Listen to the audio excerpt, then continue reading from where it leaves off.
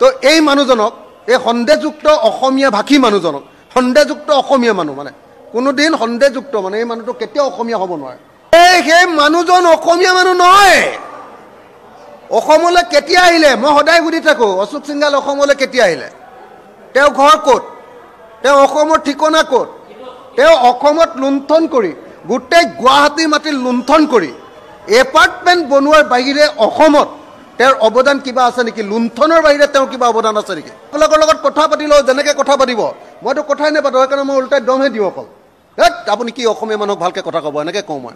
ভাওনা কি বস্তু বান্দৰে নাৰিকলৰ মূল নুবুজে, বৰগীত কি বস্তু বান্দৰে নাৰিকলৰ মূল নুবুজে, বিহু কি বস্তু বাগৰুম্বা কি বস্তু বান্দৰে নাৰিকলৰ মূল নুবুজে। সেই মানুহজন অসমীয়া মানুহ নহয়।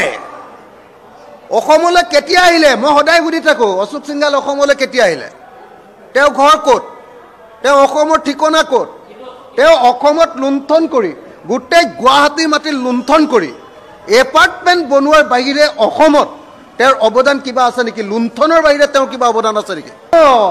হিমন্ত বিশ্ব শৰ্মাই হিন্দীটো ভালকৈ নোৱাৰে কাৰণে আৰু দিল্লীত অমিত শ্বাহ আৰু হিন্দী ভাষী মানুহবিলাকৰ লগত ভালকৈ সম্পৰ্ক ৰাখিব লাগে কাৰণে গোটেই সমষ্টি পুনৰ নিৰ্ধাৰণৰ কাম এই হিন্দী ভাষী উত্তৰ ভাৰতৰ পৰা অহা তো এই মানুহজনক এই সন্দেহযুক্ত অসমীয়া ভাষী মানুহজনক সন্দেহযুক্ত অসমীয়া মানুহ মানে কোনোদিন সন্দেহযুক্ত মানে এই মানুহটো কেতিয়াও অসমীয়া হ'ব নোৱাৰে। 1000 বছৰ থাকিলেও নোৱাৰে, কাৰণ একদম আপুনি কালচাৰটো চাবচোন, অসমীয়া বিৰোধী কালচাৰ, একদম কালচাৰটোৱে দাদাগিৰি, উত্তৰ ভাৰতৰ দাদাগিৰি কালচাৰ হয়নে নহয়? আপোনালোকে চাব, আপোনালোকৰ লগত কথা পাতিলেও যেনেকৈ কথা পাতিব মইতো কথাই নাপাতো, সেইকাৰণে মই ওলোটাই দমহে দিওঁ অকল। আপুনি কি অসমীয়া মানুহক ভালকৈ কথা ক'ব এনেকৈ কওঁ মই। গতিকে অশোক সিংঘালৰ ওচৰলৈ ভাওনাৰ কথাক লৈ যাবই নাপায়।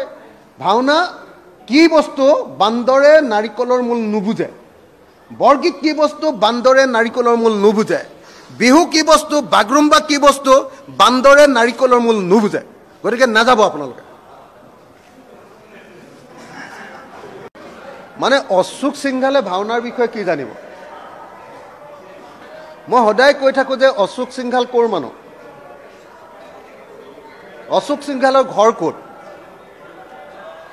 বিজেপি চৰকাৰে অশোক সিংঘালক মন্ত্ৰী পাতিছে কিয়? Ashok Singhal out and out আমাৰ খিলঞ্জীয়া বিৰোধী, অসমৰ সংস্কৃতি বিৰোধী এজন মানুহ। তেওঁ কথা বাৰ্তাত দেখিছে নাই উত্তৰ ভাৰতৰ দাদাগিৰিৰ বাহিৰে আন একো নাই। তেওঁ কথা বাৰ্তা আমাৰ অসমীয়া সংস্কৃতিৰ লগত নিমিলেই নহয়। তেওঁ অসমৰ ভাওনা কি বুজি পাব? অশোক সিংঘালে ভাওনাৰ কিবা মূল বুজি পাব নেকি? বান্দৰে নাৰিকলৰ মূল যেনেকৈ বুজি নাপায়, অশোক সিংঘালেও অসমৰ লোক সংস্কৃতিৰ মূল, অসমৰ বৰগীতৰ মূল আৰু অসমৰ ভাওনাৰ মূল বুজি নাপায়। গতিকে হিমন্ত বিশ্ব শৰ্মাই অকল হিন্দী ভাষী মানুহৰ ভোট লাগে কাৰণে আৰু দিল্লীত যাতে তেওঁৰ অৱস্থা ভাল হৈ থাকে গতিকে হিন্দী ভাষী মানুহ এজনক যেনে তেনে মন্ত্ৰী পদত ভৰাই থৈছে।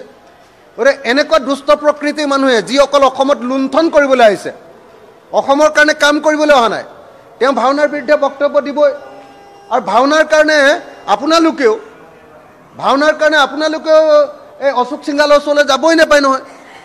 বেপাৰীৰ পৰা ক'ৰবাত কোনোবাই ভাওনাৰ কাৰণে পইচা নিবলৈ যায় নেকি? বৰগীত বিহু এইবিলাকৰ কাৰণে ভাওনাৰ কাৰণে নিমন্ত্ৰণ কৰিবই নাপায়। ভাওনাৰ নামেই শুনা নাই চাগে ভালকৈ এতিয়ালৈকে। তেওঁ ভাবি আছে ভাওনা মানে